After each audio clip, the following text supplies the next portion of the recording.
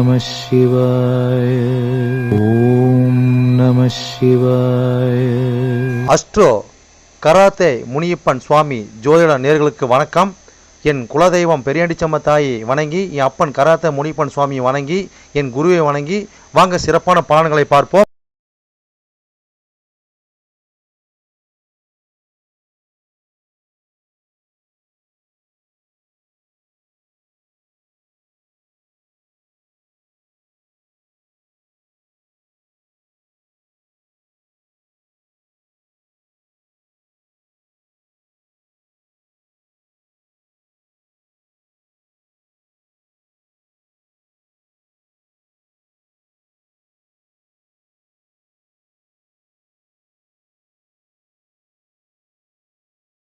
அல்லது 1, 4, 7, 10 கேந்திர ஸ்தானத்தில் சேர்க்கை பார்வை அந்த அதிபதியோட நட்சத்திர சாரத்தில் பயணிப்பது, அல்லது 2, 5, 8, 10, 11 பணபர ஸ்தானத்தில் இருப்பது, இல்லை பணபர அதிபதியோட நட்சத்திர சாரத்தில் இருப்பது சேர்க்கையில் இருப்பது, அல்லது 3, 6, 10, 11 உபஜய ஸ்தானத்தில் இருப்பது, இல்லை உபஜய ஸ்தானத்தில் கிரகத்தின் நட்சத்திர சாரம் பார்வை சேர்க்கையில் இருப்பது, அல்லது 3, 6, 9, 12 அபோகலியம் ஸ்தானத்தில் இருப்பது, அல்லது அந்த அபோகலி சார அதிபதியோடு இணைஞ்சிருப்பது சேர்க்கை பார்வையோடு இருப்பது, அல்லது சரலக்கணமாகிய மேசம் கடகம் துலம் மகரம் ஆகிய 2, 7 மாரகஸ்தானத்தில் இருப்பது, அல்லது சிரம் லக்கணமான ரிஷபம் சிம்மம் விருச்சகம் கும்பம் ஆகிய 3, 8 மாரகஸ்தானத்தில் இருப்பது, அல்லது பார்வை சேர்க்கையில் இருப்பது, அல்லது உபய லக்கணமான மிதனம் கன்னி தனுசு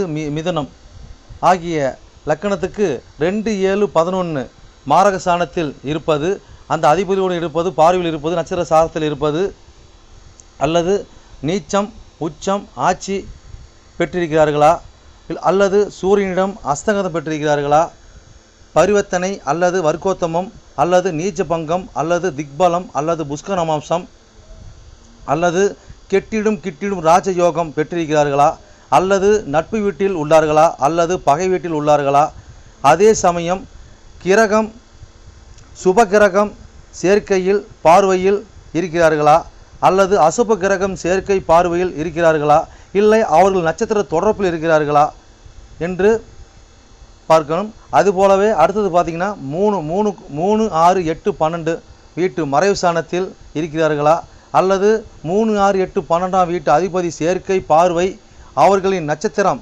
தொடர்பில் இருக்கிறார்களா என்று இதுபோல பல சூட்சமங்களை உங்கள் ஜனனகால ஜாதகத்தை கொண்டு தான் ஒரு துல்லியமான பலனை நம்ம சொல்ல முடியும். ஆனால் நாம் எடுத்திருப்பதோ இது ஒரு பொது பலனாகும். இந்த பொது பலனே பார்த்திங்கன்னா உங்களுக்கு ஒரு 100%க்கு ஒரு 60% உங்களுக்கு கண்டிப்பாக ஒத்துப்போகும். சிறப்பாக இந்த பதிவை பாருங்கள். வாங்க பதிவுக்குள்ளே போகலாம். இது மட்டும் அல்லாமல் சிறப்பு குறிப்புகள் என்னவென்றால், மேச லக்கணம் மேசராசி என்று நீங்கள் வைத்துக்கொள்ளுங்கள். அந்த மாதிரி வைத்து தான் இந்த பதிவுகள் நம்ம கொண்டு போயிட்டுருக்கோம். ஆனால் ஏன் அப்படி கொண்டு போகிறாங்க விளக்கத்தை நம்ம சொல்லிடுவோம். ஆனால் இப்போ பார்த்திங்கன்னா மேச லக்கணமாக இருந்து வேறு எந்த ராசி இருக்க பட்சத்தில் உங்களுக்கு இதில் குறிப்பிடப்பட்ட தசாபுத்தி உங்களுக்கு நடக்குமானால் லக்கண பாவக ரீதியாக, அதாவது நீங்கள் வேறு எந்த ராசி இருக்க பட்சத்தில் நீங்கள் ஒரு மேச ராசி இருக்கிறீங்க, இல்லை ரிஷப ராசி இருக்கிறீங்க, இல்லை மிதன ராசி இருக்கிற இந்த மாதிரி எத்தனை லக்கணமாக, அதாவது மேச லக்கணமாக ரிஷப லக்கணமாக மிதன லக்கணமாக கடக லக்கணமாக சிம்ம லக்கணமாக இப்படி எந்த லக்கணம் இருக்க பட்சத்தில் வேறு எந்த ராசி இருக்க பட்சத்தில் உங்களுக்கு இந்த தசாபுத்தி நடக்குமானால் லக்கண பாவக ரீதியாக அந்த பலன் நீங்கள் அப்படியே பார்த்து அப்படியே பலனை தெரிஞ்சுக்கலாம். அது மட்டும் அல்லாமல் இது பலன் பார்த்தீங்கன்னாக்கா அதாவது நட்சத்திர சாரத்தின் அடிப்படையாக கொண்டது தான் இந்த பதிவாகும். ஓகேங்களா? அப்போ நட்சத்திர சாரத்தை அடிப்படையாக கொண்டு தான் ஒவ்வொருத்தருக்கும் ஜனனகால ஜாதகத்தில் நம்ம பலனை பார்க்குறோம். அப்போ நட்சத்திர சாரத்தை அடிப்படையாக கொண்டு பாவக ரீதியாக கொண்டு தான் பார்த்த பலனை நம்ம மக்கள் கொடுத்துட்ருக்குறோம். அப்போ அந்த மாதிரி கொடுக்கும்போது பார்த்தீங்கன்னாக்கா இந்த பலன் என்னவா இருக்குன்னு கேட்டிங்கனாக்கா, அப்போ நட்சத்திர சாரத்தை அடிப்படையாக கொடுக்கும்போது பாவக ரீதியாக கொடுக்கும்போது பார்த்தீங்கன்னா, அதாவது பொது பலன் ரீதியாக பார்க்கும்போது என்றென்றும் இது அழியாத பதிவாக இருக்கும் நான் நம்புகிறேன். ஓகேங்களா?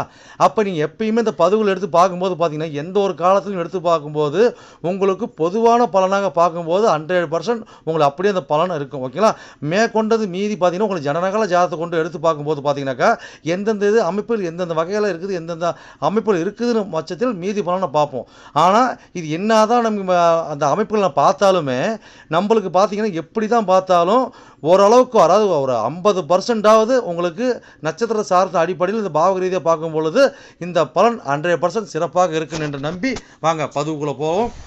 ரிஷப லக்னம் ரிஷபராசி நேயர்களே, உங்களுக்கு செவ்வாய் திசையில் செவ்வாய் புத்தியா என்ற பதிவு தான் இது. இந்த பதிவானது உங்கள் லக்கணத்திலிருந்து எண்ணி வர 11ஆம் பாகமான மீன ராசின்னு பதிவாகும். அப்போ அந்த மீன ராசியில் உங்களுக்கு 11ஆம் பாகமான மீன ராசியில் என்னென்ன நட்சத்திர சாரம் இருக்குது, அந்த நட்சத்திர சாரத்தில் வடிவாக உங்களோட தசாபதிநாதனாகிய செவ்வாய் பகவான் எப்படி பயணித்து எப்படி பலன் அளிக்க போகிறது அந்த பதிவாகும். இந்த பதிவானது நாங்கள் ரிஷப லக்கணம் ரிஷப ராசிக்காரத்தை இந்த பலனை பார்க்கணுமானாக்கா அப்படி கிடையாதுங்க. ரிஷப லக்கணமாக இருந்து வேறு எந்த ராசியாக இருக்கும் பட்சத்தில் உங்களுக்கு செவ்வாய் தசை செவ்வாய் புத்தி நடக்குமானால் பாவக ரீதியாக இந்த பலன் உங்களை அப்படியே 100% சுத்தமாக உங்களுக்கு 100% ஒத்து வருங்க. ஓகேங்களா, நீங்கள் அப்படி பலனை பார்த்துக்கலாம், 100% அப்படியே இருக்கும். ஓகேங்களா, அப்போ இந்த தசாபுத்தி கால எத்தனை கோடி தசைன்னு பார்த்தீங்கன்னாக்கா உங்களுக்கு 7 கோடியும் 12 கோடியோடைய தசாபுத்தி செவ்வாய் தசாபுத்தி. ஓகேங்களா, அப்போ இது கால அளவு பார்த்தீங்கன்னாக்கா செவ்வாய் திசை 7 ஆண்டு கால செயல்பாட்டில் இருக்குங்க. ஓகேங்களா, அப்போ செவ்வாய் திசை செவ்வாய் புத்தியோட கால அளவு எவ்வளோ இருக்குனாக்கா 4 மாதம் 27 நாட்கள் வரை செயல்பாட்டில் இருக்கும். ஓகேங்களா, இப்போ லக்கணத்திலிருந்து எண்ணி வர 11ஆம் பாகமாகிய மீன ராசியில் என்ன நட்சத்திரம் இருக்குன்னு பார்ப்போம். அங்கே என்னென்ன நட்சத்திரம் இருக்குங்க, அங்கே பூரட்டாதி 4ஆம் பாதம் இருக்கும், உத்திரட்டாதி 1ஆம் பாதம் 2ஆம் பாதம் 3ஆம் பாதம் 4ஆம் பாதம் இருக்கும், ரேவதி 1 2 3 4 பாதம் இருக்கும், மொத்தம் 9 பாதம் இருக்கும். ஓகேங்களா, அப்போ அந்த இடத்துல பார்த்தீங்கன்னாக்கா பூரட்டாதி சாரத்தில் உங்களுடைய தசாபதிநாதனாகிய செவ்வாய் பகவான் இது இருந்து பயணித்து என்ன பலன் கொடுப்பார் பார்ப்போம். அங்கே என்ன சம்மந்தப்படுதுங்க, 11ஆம் பாவம் சம்மந்தப்படுறாங்க. ஓகேங்களா, 11 சம்மந்தப்பட்டு 7 12 சம்மந்தப்பட்டு உங்களுக்கு தசாபதி நடத்துகிறாங்க. 11 8 7 12 சம்மந்தப்பட்டு உங்களுக்கு தசாபதி நடத்துகிறாங்க. இந்த மாதிரி காலகட்டங்களில் பார்த்தீங்கன்னாக்கா நம்மளுக்கு 2வது மனைவியாக இருக்கும் பட்சத்தில் அவங்க கல்யாணம் பண்ணியிருக்கிறோம், கணவனாக இருந்தாலும் மனைவி 2ஆம் தரமாக இருக்கும் பட்சத்தில் பார்த்தீங்கன்னாக்கா அவங்க மூலியமாக நம்ம வந்து ஒரு லாபத்தை பெறுறது, அவங்க மூலியமாக ஒரு புது வரவு செலவு, அதாவது பார்த்தீங்கன்னா ஒரு தொழில் ஒரு வியாபாரம் இந்த மாதிரி பண்ணும்போது பார்த்தீங்கன்னாக்கா சிறப்பாக இருக்கக்கூடிய அம்சம் கொடுக்குங்க. அது கூட விரையும் பயணம் அது கூட கொடுக்கும். பார்த்தீங்கன்னா அவங்களுக்கு ஒரு ஆயுள் காப்பீடு திட்டம் இந்த மாதிரி போடும்போது பார்த்தீங்கன்னாக்கா ஒரு சிறப்பு அம்சம் கொடுக்குங்க. அப்போ ஊர் விட்டு ஊர் இடம் விட்டு இடம் இது மாறக்கூடிய ஒரு வாய்ப்பினை ஏற்படுத்தி கொடுக்குங்க. அப்போ நம்மளோட லாபத்தை பெறுவோம் அப்படின்னு கேட்டிங்கனாக்கா அப்போ இந்த மாதிரி யார் மூலியமாக பெறுவோங்க, ஒன்று சமூகம் மூலியமாக பெறுவோம், இல்லைன்னா வந்து பார்த்தீங்கன்னாக்கா இந்த ஷேர் மார்க்கெட்டு இந்த சூதாட்டம் இதெல்லாம் இருக்குது பார்த்தீங்களா, இந்த மாதிரி வாயிலாக நம்மளுக்கு வருமானம் வரதுக்கூட வாய்ப்பு இருக்குதுங்க. பார்த்து சூதானமாக கையாளணுங்க. ஓகேங்களா, அப்போ அது மூலிமா வருமானம் வரும், அது கூட செலவினும் வரும். இப்படி பார்த்து இக்கில் வைக்குங்க.